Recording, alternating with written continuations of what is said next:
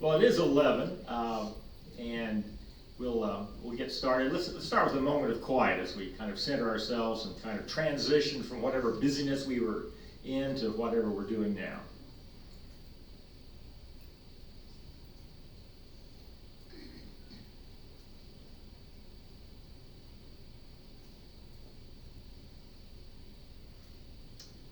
Well, thank you. It's great to be with you. I'm glad to see that you all have, in good Quaker fashion, been impervious to water baptism out there and are somewhat dry. I don't know if any of you tried to come up the steps out there, but there's quite a waterfall at the top of the steps, so don't try to exit that way. And it's quite a thunderstorm out there. I don't know if you heard the thunder rumbling, but quite a downpour. A couple days ago, I made the mistake of walking our dog through Friends Homes West, and Teresa Cox saw me and developed this program. Be careful walking through Friends Homes West, or talking with Teresa, but delighted that she had this idea. I think it was, in fact, something's dripping right now. So we will see. I may need to move this a little bit. Evidently, from now through May, you're going to have a focus on each decade from the 40s through the 80s. I don't know why they're not going to do the 90s.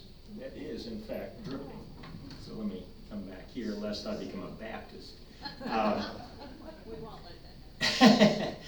And I don't know what other programs will be focusing on the 40s this month. Maybe some of Glenn Miller orchestral arrangements, maybe a few other cultural things, but I've been asked to talk about the Quaker piece of each decade from now through May, and hope to do that. But we'll also look forward to your contributions, because looking out over this audience, I think a few of you remember the 40s. And can add to whatever I'm going to be sharing, especially as we get into the 50s and 60s and the beginnings of Friends Homes. There'll be a lot of interesting things to share. But I've also been given the opportunity to stay for lunch, so if anyone wants to continue the conversation or share more information, I'll look forward to those conversations over lunch.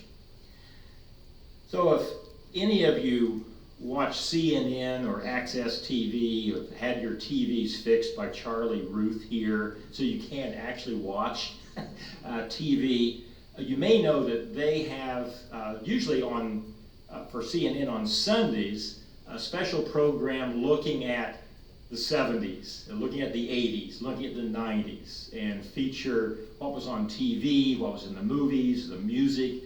And Access TV, if any of you get that, have special programs on the music of the 80s, the 90s, the 100s. But those channels don't go back as far as the 40s. In fact, any of you remember the first TV station in Greensboro? Yeah, 1949, Channel 2, the first one. Charlie can remember. Now, the 40s witnessed a lot of interesting things we'll be delving into in a moment.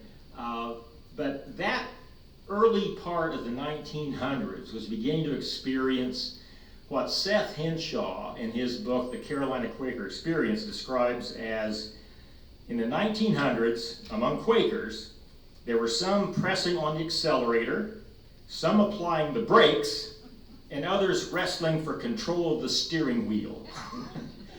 And certainly we're going to be getting into some of that as the decades proceed into, and again, fortunately we're not getting into the 90s, O's or 10s, when there was a dissolution, in fact, of North Carolina Yearly Meeting, FUM. But we'll start exploring some of the factors that led into some of those unfortunate events. But we'll look at some of those fast friends pressing on the accelerator. And this is a good time to mention Jimmy Llewellyn. Anybody know Jimmy Llewellyn? 1947, that good Quaker dirt track racer from Springfield Meeting was in a hotel room in Atlanta with Big Bill France when the idea of NASCAR was developed. So we have a Quaker involved in the very beginnings of NASCAR, but in good Quaker fashion, when Big Bill France said, okay, I want you all to put up $500, he said, that's too rich for my taste. So he went back to dirt track racing and never was the beneficiary of all the money made by NASCAR. But if you go back earlier, there were petties involved with Guilford College. On the first faculty of Guilford College was Mary Macy Petty, who, if any of you went to UNCG, or Women's College as it was called, she's a longtime math professor there. The science building at UNCG is named after her, the Petty Science Building. You know, one side of the Petty family went into academics, the other side made money. It's kind of like the Cadburys. You know, the Cadbury chocolate folk made a lot of money off that confection. The other side went into academics, like Henry Cadbury, but they did well as well. So we'll look at some of those fast friends. We'll also look at some of those slow friends. Some of you are from the slow friends side of things, the conservative branch of friends at Woodland and West Grove, and even an intentional community at Holly Spring. I don't know if Carol Edgerton Treadway is, I don't see her, but her parents were very involved with that intentional conservative Quaker community that tried to preserve the peculiarities of Friends well into the mid-1900s. So we'll look at some of those slow friends along the way. But we'll also look at some of those who were wrestling for control of the wheel.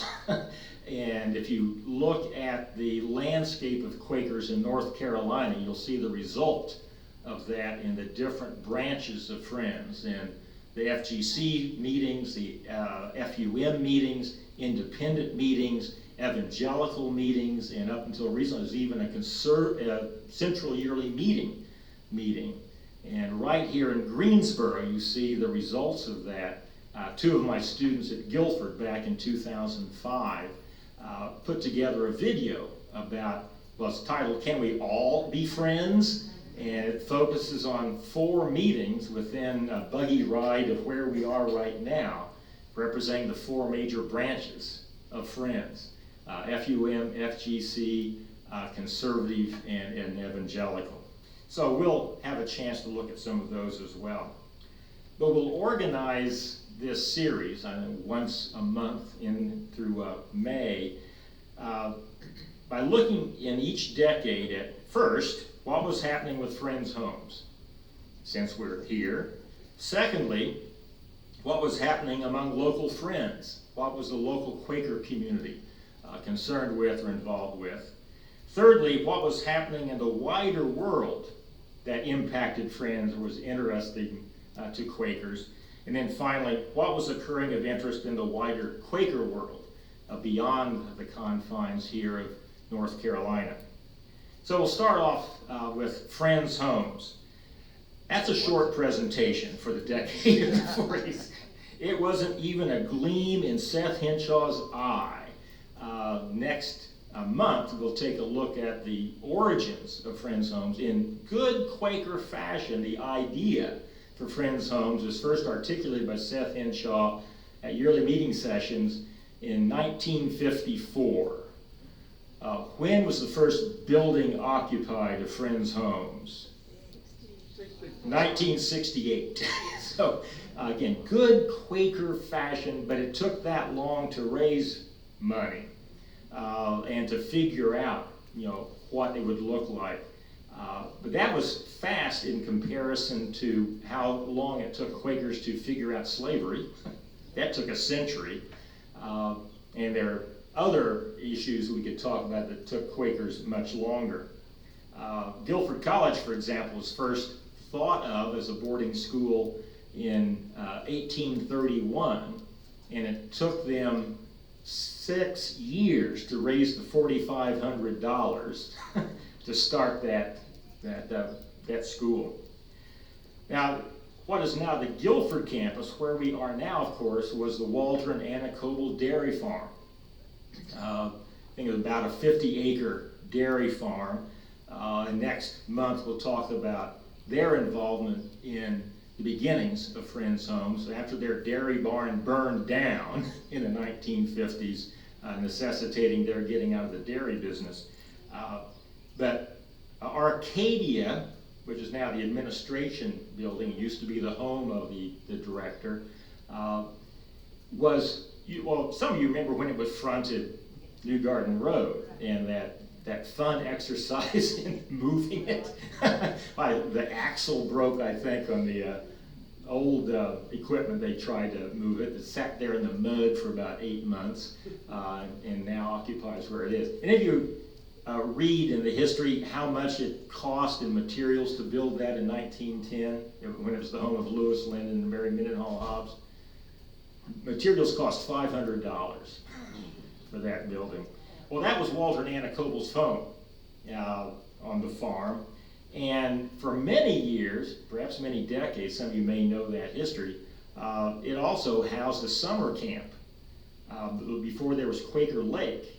And that porch, housed a lot of the equipment. The kitchen there provided food for the campers. Some of you may remember the last remaining cabin that was back here and disappeared with the extension of Friends Homes. That little white frame building that was, I think, just used for storage.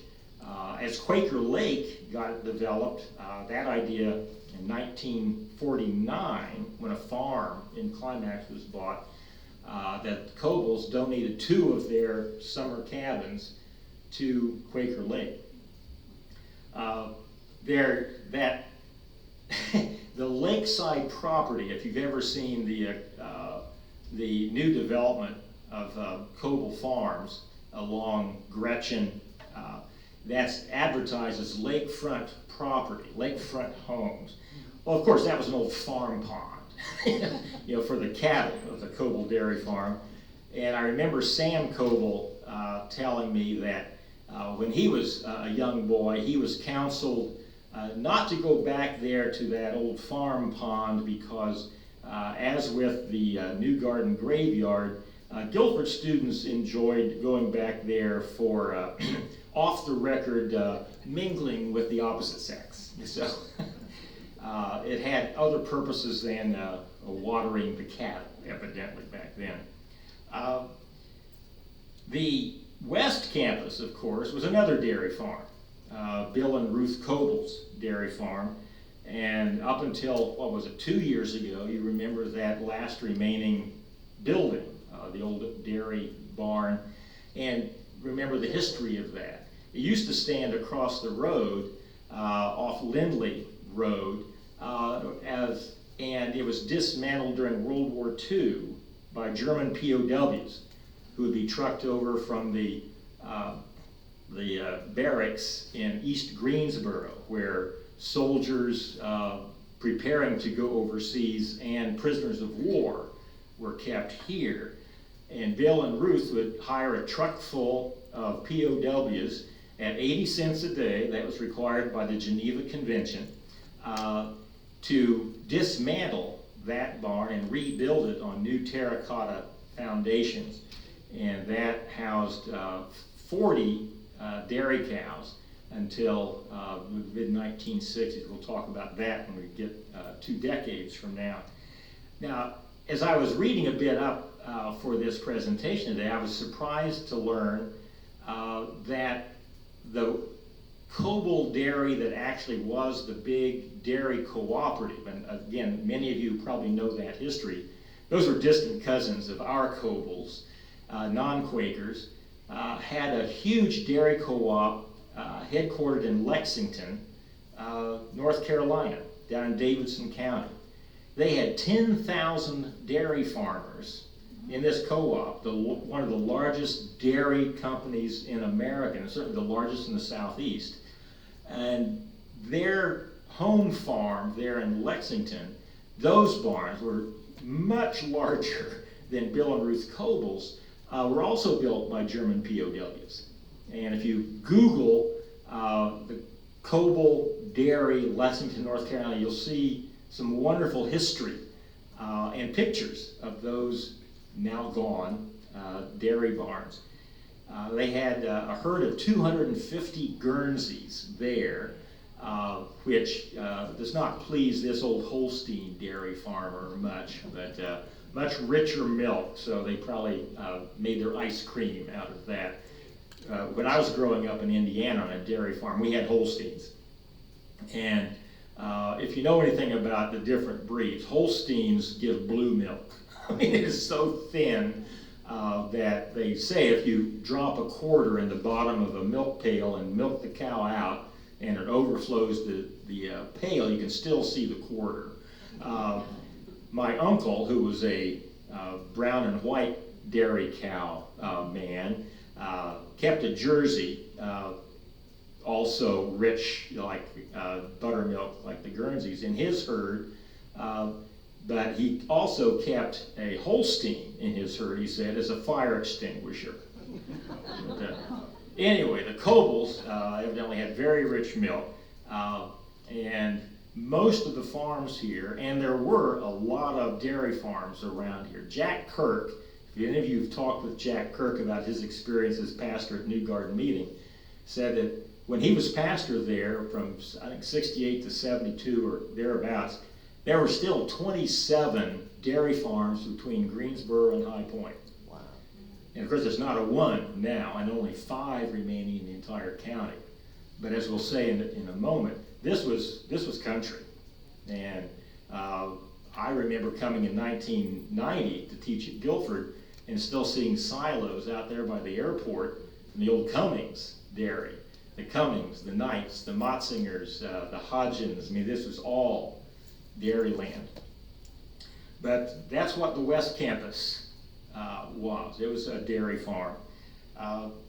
And Bill and Ruth Coble actually had other enterprises besides that dairy farm.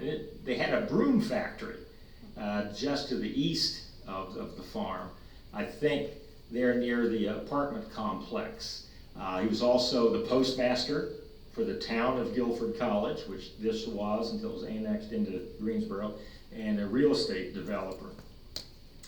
Now, this was still the town of Guilford College, defined a good deal by its proximity to Guilford College. In fact, that dictated some of the rules and regulations of the town of Guilford College.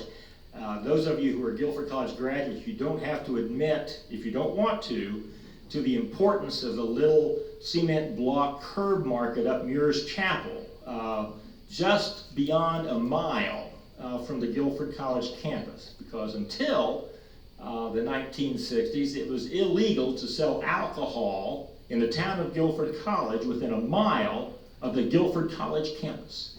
So that little curb market was very popular because they sold a certain liquid evidently there. And farms dotted the countryside, not only around Guilford College, but from the edge of downtown Greensboro out here in the 1940s, it was still wilderness and farmland, with the exception of the town of Hamilton Lakes.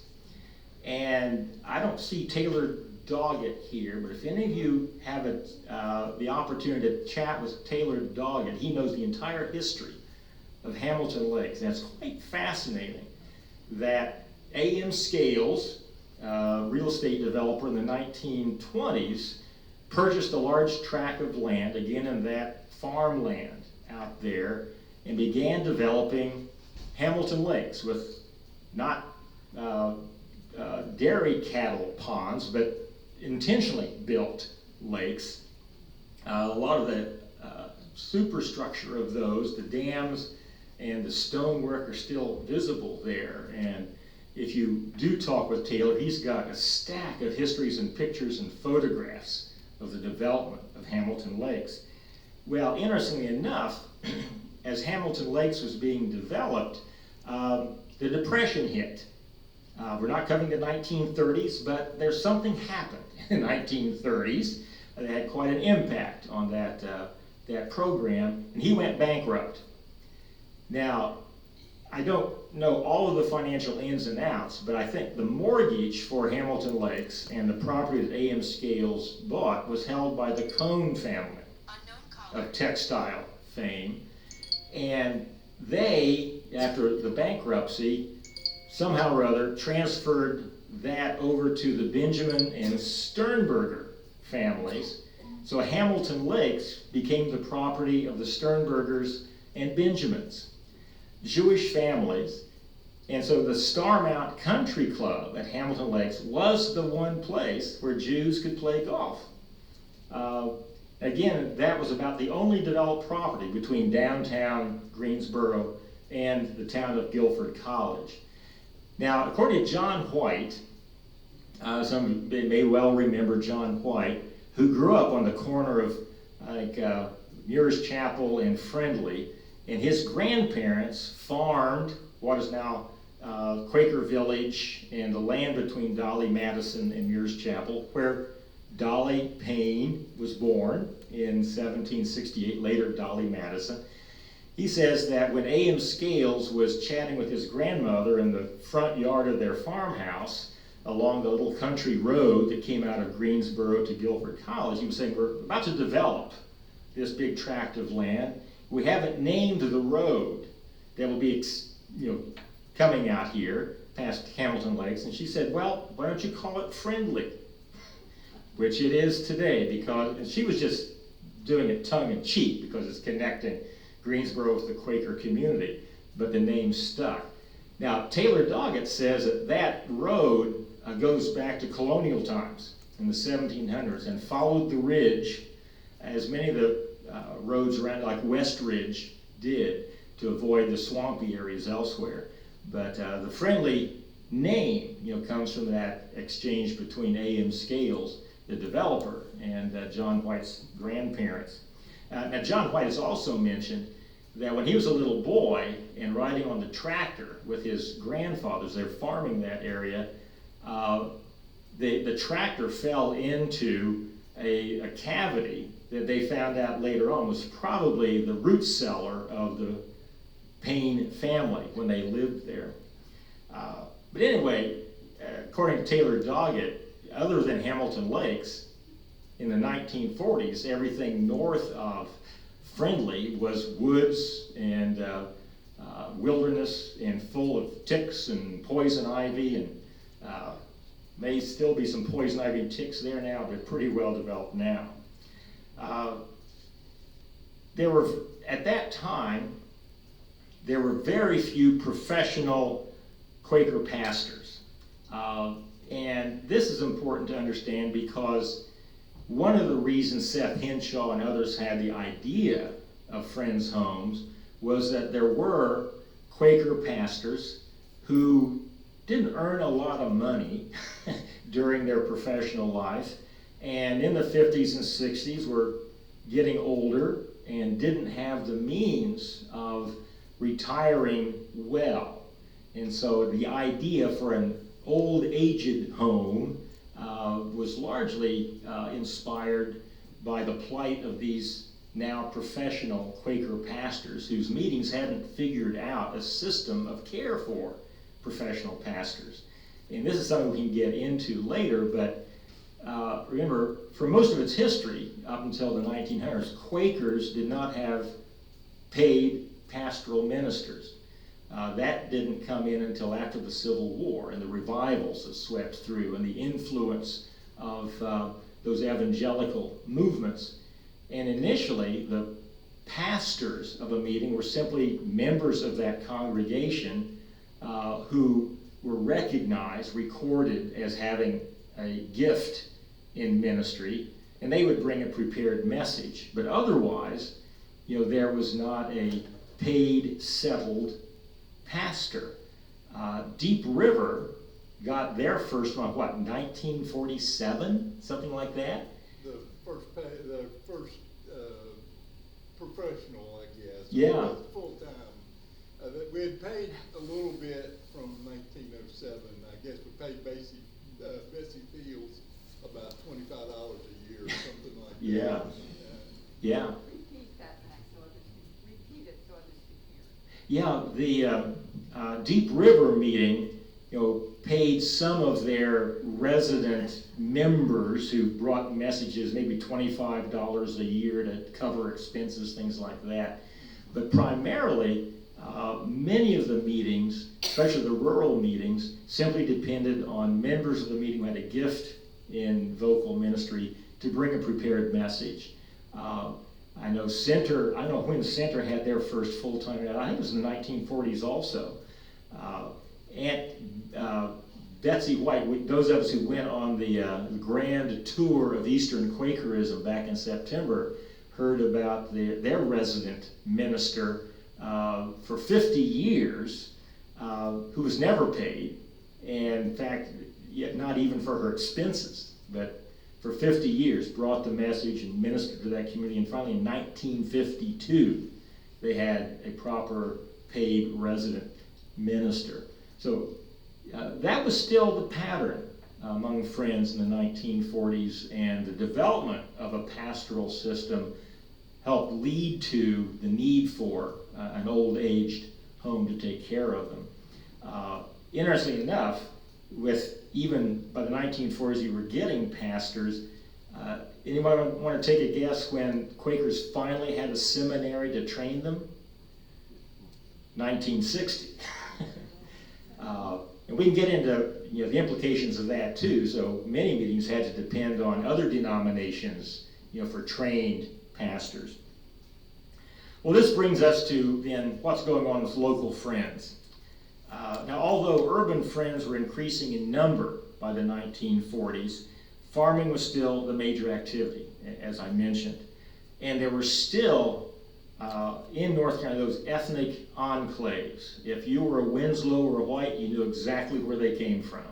If you were a Beeson or a Farlow, you knew that they were over there in Sophia. If you were an Osborne, you knew where they were from. Newlands, Alamance County, West Grove, Chatham. We still had these pockets of ethnic Quakers, many of which still exist. And what that meant with these small farming communities and small farms, and back then, many people were still farming with mules and horses. Tractors didn't come in with much regularity until the 1940s and even in the 1950s. I know Charlie's shared some stories about farming behind mules. My dad, even up in Indiana, was farming with horses up until about 2 years before I was born in the late 1940s. Now, what that meant with still kind of rural enclaves of ethnic Quakers was that these small meetings didn't have to depend on outreach or advertising the distinctives of Friends. There was a natural funnel of membership into these meetings because you had these small farms that depended in really mechanized time on a lot of kids. We talked about when I was growing up on a farm in Indiana that we had an automated farm. Mom pushed our buttons and we went out and worked. We 4 boys. What that meant was these rural, for the most part, Quaker communities had this natural funnel of membership. In the 1940s, there was still denominational loyalty. There was still an understanding that you marry a Quaker. And quarterly meeting, monthly meeting, and yearly meeting were dating games. Young people went to quarterly meeting and yearly meeting for spiritual enrichment, certainly, but also to check out the available people. And that characterized Friends here and further afield, and will again come to bear as we get into the 60s and 70s. As the economy changed, that had profound implications on those meetings. Now, the accelerator at Guilford College had already been pressed down by the 1930s, and they were getting quite progressive. Progressive enough they had even allowed dancing by the 1930s. And those of you who remember Will and Mariana Edgerton, they attended the second ever dance allowed at Guilford College in the old barn that had been built for women's athletics and then later on turned into a social center. And this is important because Mariana's parents, the Dows, were the first people to live in the new Friends Homes apartments in 1968 when they came down from Massachusetts. We'll talk about that in a couple decades. But I remember Mariana saying that when dancing was allowed at Guilford, to great consternation from these more rural conservative meetings, I've seen some of the letters that were written to President Milner about that. She walked down to the train station, the Guilford College train depot on West Market, took the train into Greensboro, and purchased her dress in one of those shops on Elm Street, and took the train back and ironed it in the basement of Mary Hobbs Hall to go to that dance with Will Edgerton. Again, we're far enough out here, the 1940s. You take the train into Greensboro. Now, in spite of that, pressing of the accelerator so far as to have allowed dancing, it's still a pretty conservative campus. There was still a men's side and a women's side, and you need to talk with Ruth Maynard sometime about why she and Stewart were restricted to campus for a couple of weeks for violating the social square, that place where at certain times you could mingle with the opposite sex apart from farm ponds and graveyards. So it was still pretty conservative, but still segregated in the 1940s. In the 1960s, we'll get into that change at Guilford College. There were still ongoing divides among Quakers here nearby. There were those who wanted to follow a more evangelical form of Quakerism, and some of the meetings split off from the major body of Quakers, the 5 years meeting, now Friends United meeting, and joined Ohio Yearly Meeting Damascus, now Evangelical Friends Church Eastern Region. The Pomona meeting, for example, which was set off by Springfield meeting, became Hunter Hills Friends Church, still a member of Evangelical Friends Church Eastern Region with headquarters up in Canton, Ohio. Saxbahaw nearby, and a few others split off and went with the evangelical understanding. And then, even before the introduction of air conditioning, there were some Northerners who started filtering into the South as professors at places like Guilford and UNC and elsewhere, and they brought their Hicksite understandings of Quakerism, and there were unprogrammed meetings that developed out of that tradition of Friends. And of course, you still had the conservative Friends, the Wilburite and conservative Friends at West Grove and Woodland and down at Holly Spring, who maintained that form of Quakerism. So we already had about 4 branches of Friends in North Carolina in the 40s. Now, in the 40s, there were also some tragedies that many in this community still remember. In May of 1943, Mary Nicholson, a member of Ashboro Street Meeting, now Greensboro Monthly Meeting, or First Friends, who had learned how to fly, the first licensed commercial female pilot in North Carolina, who flew out of Lindley Field, if you remember Lindley Field, as a stunt pilot, barnstorming. And she was then recruited by Amelia Earhart to head up one of the divisions of the female pilots, the 99s in the 1930s. And from there was recruited by the Royal Air Force to join the Auxiliary Transport Authority of the RAF during World War II to fly with other female pilots new aircraft from the factory to the airfields in England, freeing up the male pilots to fight the Battle of Britain. And in May of 1943, her engine seized up, she crashed into a stone barn and was killed. Was buried out here at New Garden Meeting. And, ironically enough, just down the road from where Mary Nicholson is buried is the Knight family plot. And many of you remember, that tragedy, or hearing of that from Cornelia Harmon, when in September of that same year, in 43, a Navy pilot ferrying a plane to Lindley Field, which by that time had been renamed the Greensboro High Point Airport Authority, and then was taken over by the military as a military airfield during World War II. His engine seized up, crashed into that farmhouse, and killed 4 members of the Knight family. Tragic story. But also in 1943, as we transition into what was happening in the wider world, the wider Quaker world, the Friends Committee on National Legislation was established that same year with Seth Henshaw and Sam Levering, 2 of the founding members. Quaker chutzpah, let's start a registered religious lobby to work against war during the most popular war of the 20th century. Leave it to Quakers. But that also happened in 1943. But this brings us to World War II, which was certainly a major event on the world scene that impacted Friends. After the Civil War, there was no longer a, no pun intended, uniform peace testimony among Friends, which initially was a testimony against war, or participating or preparing for war.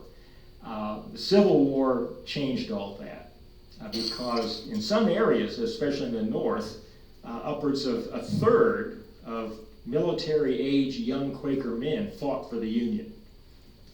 There's at least one buried out here at Newgarden, John Van Linley, who went to Missouri and joined the Union Army. And after that, you can't disown them all.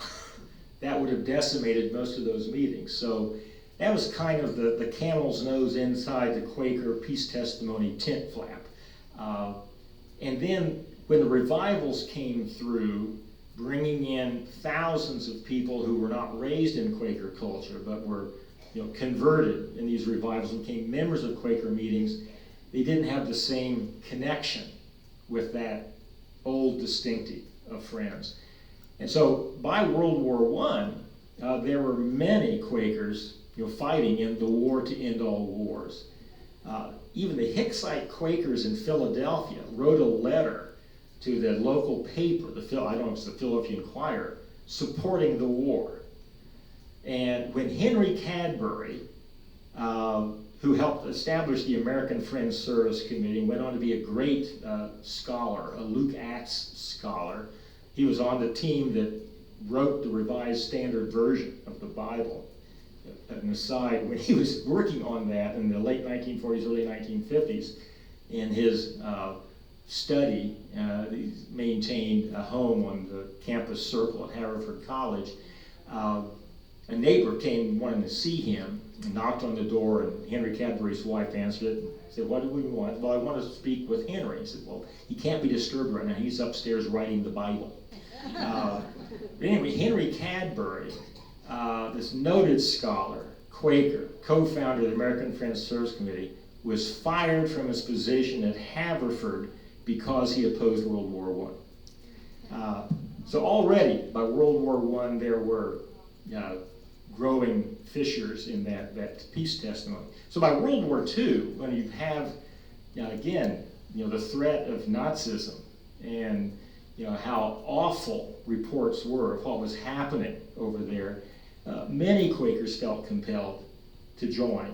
Our own Bob Bimbo, that many of you remember from Newgarden, was one of many who joined. And then came out a pacifist, as many did, including my wife's father, who was not a Quaker but American Baptist, who at 19 was a sergeant in the Army and experienced just the horrors of war and came out of that as a committed pacifist. Interestingly enough, then joined the FBI. But then after that, became an American Baptist pastor. But many others still, hewing to the Quaker peace testimony, registered as conscientious objectors and were lucky enough to have draft boards were sympathetic enough. It wasn't automatic. If you were a Quaker or Brethren or Mennonite or Hutterite or Amish, to be granted a CO status by your draft board. It depended on the luck of the draw. Now, growing up in Indiana, I had the good foresight to be born in a county in Indiana chock full of Amish, Mennonites, Brethren, and Quakers. So my draft board just said, just go away and do something for 2 years, and that's what got me to Palestine. But it wasn't automatic. But many chose that path in World War II especially. And one of the people that many of you, again, know, Carol Fagans, was one of those conscience objectors who was teaching at Sullins College up in Bristol, Virginia. I think it was a Methodist college at the time.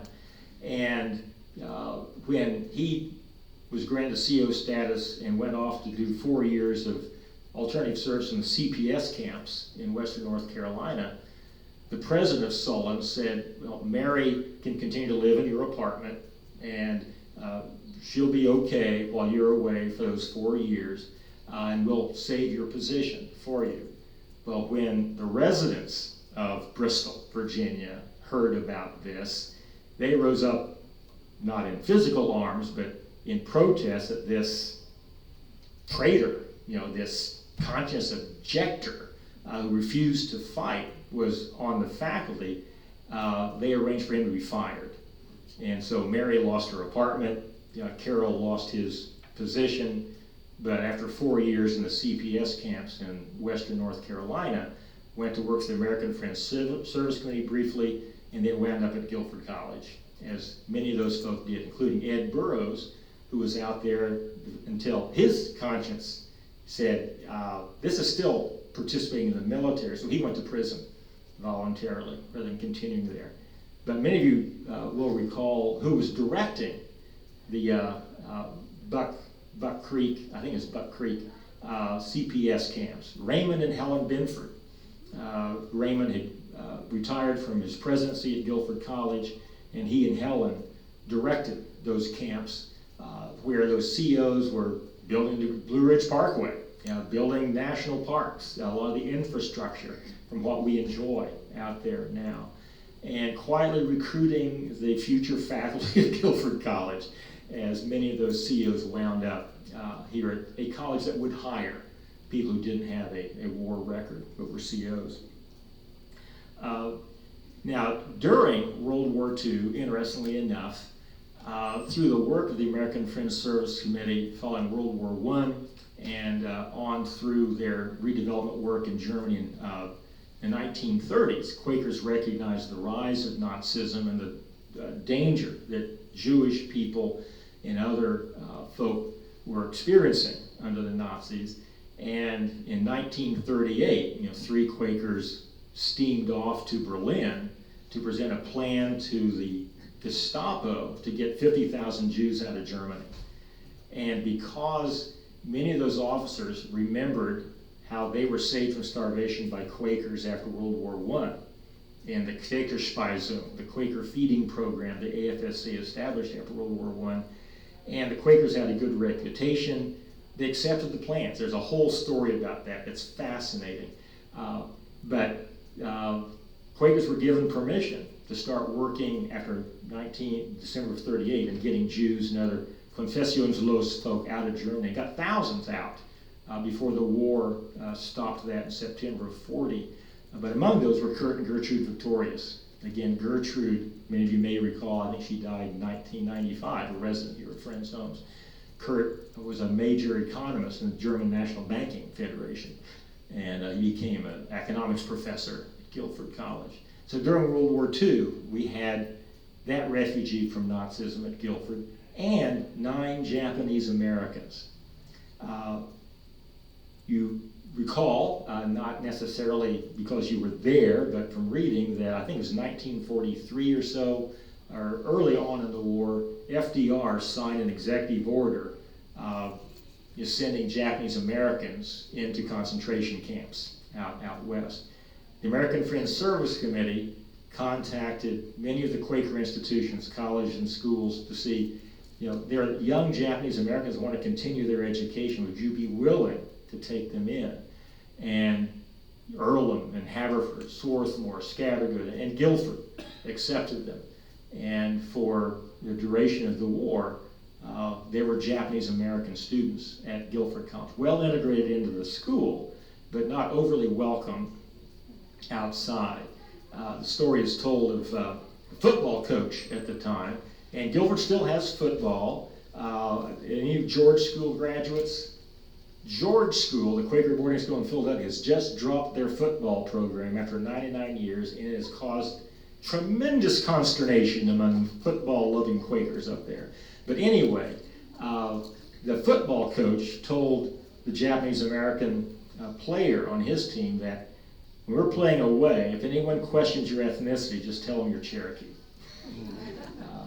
And Benford Farlow had stories to tell about playing on that team and what would happen to them when they would play away. Quite a story about playing at what's now App State and stopping at a diner up there on the way home until the other customers saw who was on the team, and they had to get the heck out of there and get back to the safety of the campus.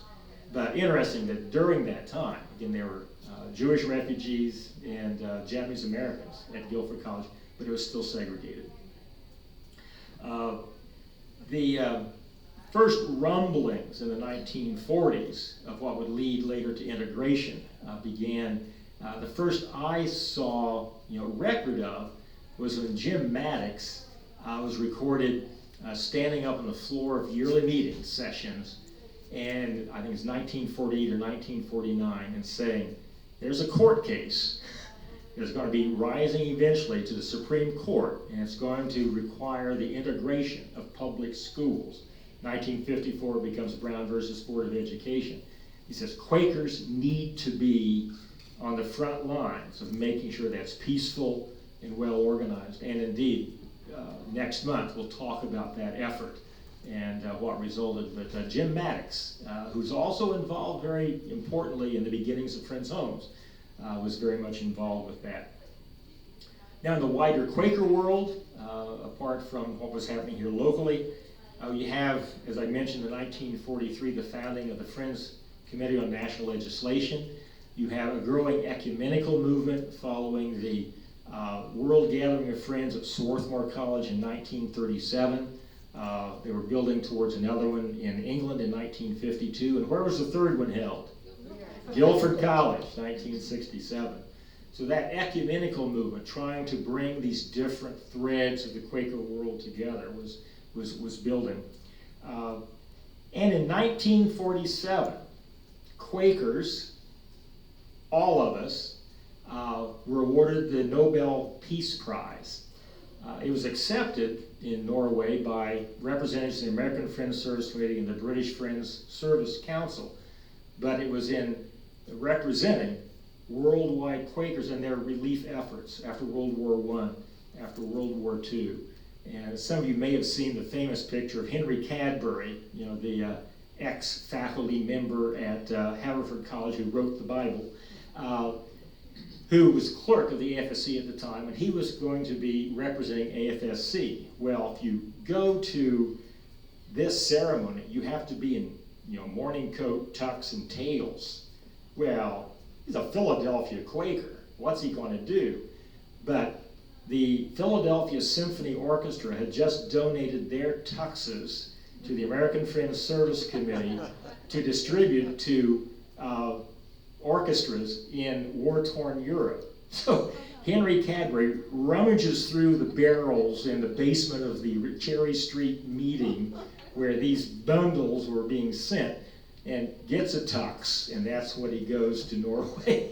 And there's a wonderful picture, and it doesn't look too rumpled. He must have had it ironed, but that's how he showed up.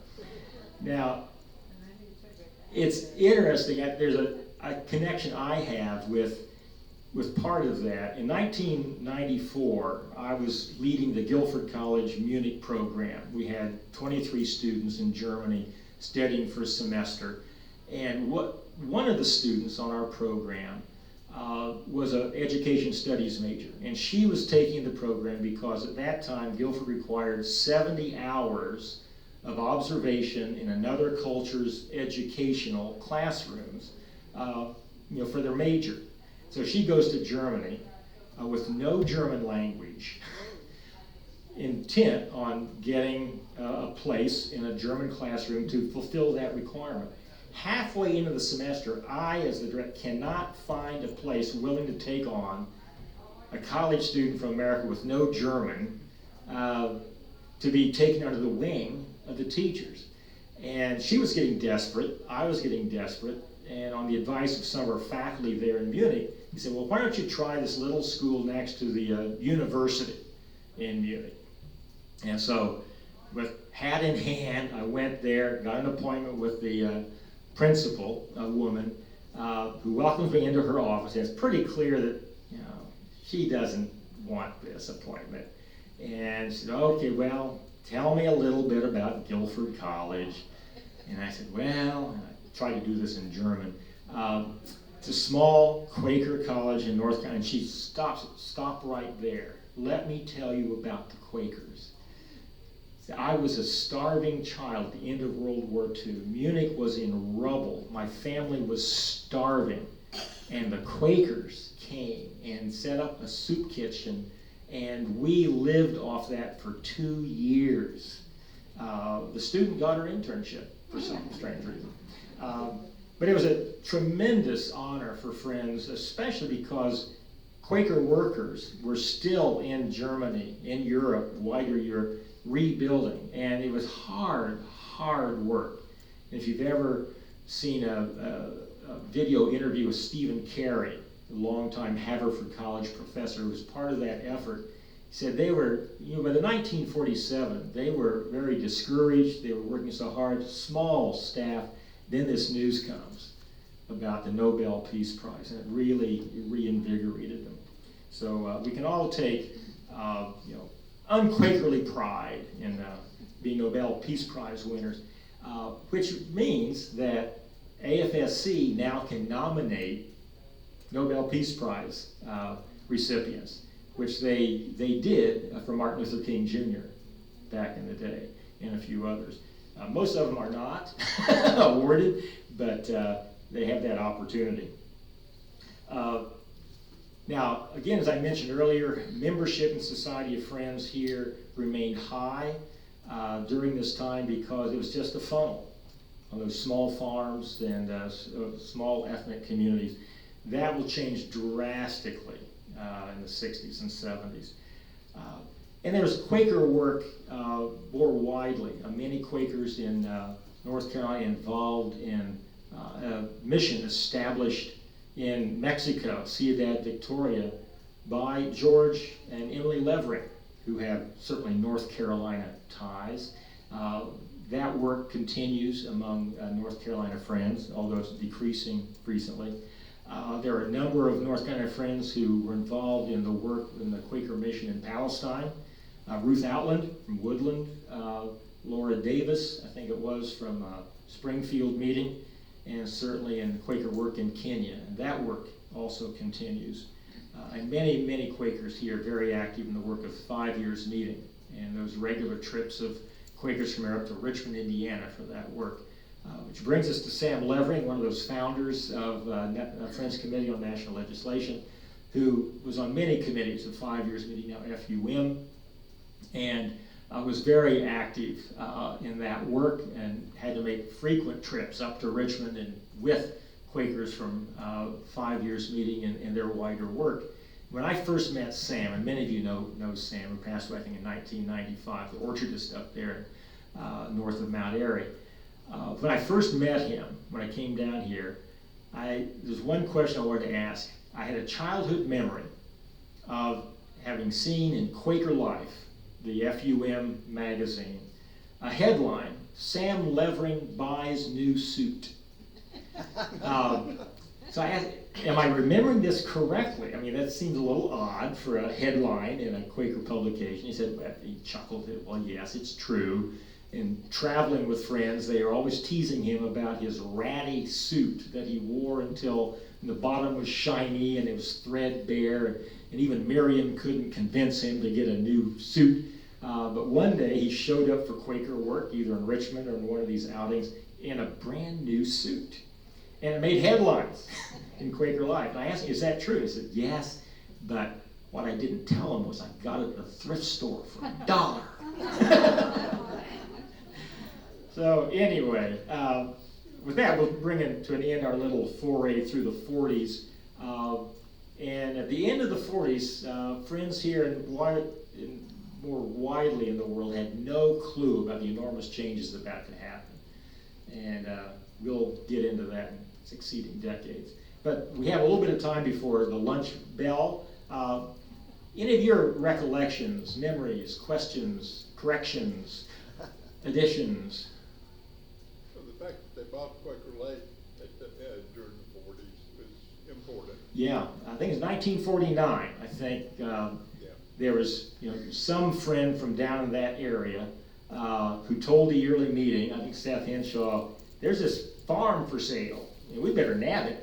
I think Ruth Day was very involved in the beginnings of it as well. They got it. It become a very important piece of property, expanded quite a bit. Yeah. Charlie and Mary, what are your reflections from the 40s down there in Pleasant Garden? Sawmills. The 1940s, yeah. I was on the farm plowing. So, Yeah. Victor Murphy's my brother-in-law, with my most person dad and Victor in that. And the fact that when that center meeting, Victor and the one over at Springfield, they got to make Quakers at the same time over there. Yeah. Who was the pastor over at High Point? Not High Point, but anyway. Yeah. Victor and I'll get it later. Yeah. Back then, probably there were quite a few friends who still lived in houses without electricity and indoor plumbing. That's my guess. Most houses back then in urban areas had a bath, but out in the country they just had a path. Yeah. Now, can anyone name the last remaining Friends meeting in North Carolina that has outhouses? West Grove. Two very well-appointed outhouses. Yeah. Yeah, question back there. It isn't a question so much as, do you remember Ernest and Naomi Miller? Oh, yes. Who lived here? Oh, yeah, yeah. I think he converted from Judaism to being a Quaker, but Naomi chose not to. Yeah. That's correct. She was a close friend of my mom's. Oh, cool. And of course, Ted Benfee had Jewish backgrounds. And I think it was before the Kinder transport, but his family got him out of Germany in 1935, I think, to go to England, and wound up falling among friends. Yeah. I remember Gertrude Victorious and Lottie Benfee sitting opposite each other on their hallway, speaking in German when I worked here. The other thing I was going to tell you about was I was here when they moved the house. Oh, yeah? And the whole staff went out there and watched them move the house. Yeah, it was quite a process, but it sat there in the mud for about 8 months after that axle broke. But then they got a proper moving company. Right. They tried to save a buck, I think, the initial company. Yeah. Other memories, dreams, reflections. The people who went to Cuba? Well, Hiram Hilty, certainly Hiram and Janet Hilty, Edith Lorato Shepherd. Hiram, made sure that there was a steady stream of Cuban Quakers coming to Guilford. Was it Mandalay? Somebody, or Elma Mandalay, the Bratos. And then just like Pete and Lucretia Moore made sure that Palestinians kept coming from their work. And of course, when we get to the 60s, who integrated Guilford? Two Kenyan Quakers, right? Yeah. Yeah. Cool. We'll look forward to hearing more about that then, from personal recollections. Well, it is, yeah, Charlie? In 1962, we borrowed $200,000 from Guilford College to build those 24 apartments. You'll get into that more later. Yeah. I've been reading David Stanfield's history. How many of you have that little history of Friends Home? Fascinating.